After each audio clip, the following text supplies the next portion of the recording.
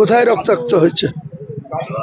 BJP কর্মীদের উপরে 2021 সালের নির্বাচনের পরে যেখানে যেখানে ভায়োলেশন হয়েছিল, বিজেপি কর্মীদের ঘর ছাড়া থাকতে হয়েছিল, অনেকের মৃত্যু ঘটেছিল।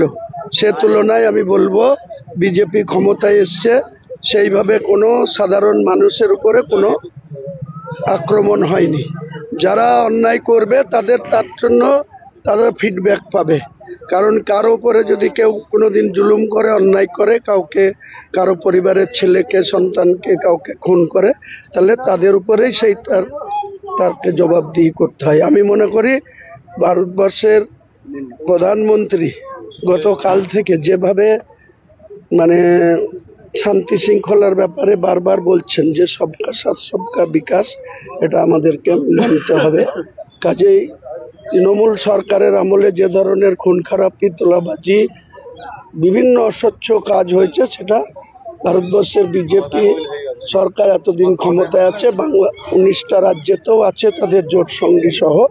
আমার মনে হয় বাংলাতে যদি তারা সেই ধরনের করে তাহলে মস্ত বড় ভুল করবে। তাহলে বাংলার মানুষ কিন্তু আবার শুরু থেকেই তাদের বিরুদ্ধে আন্দোলনে নামবে।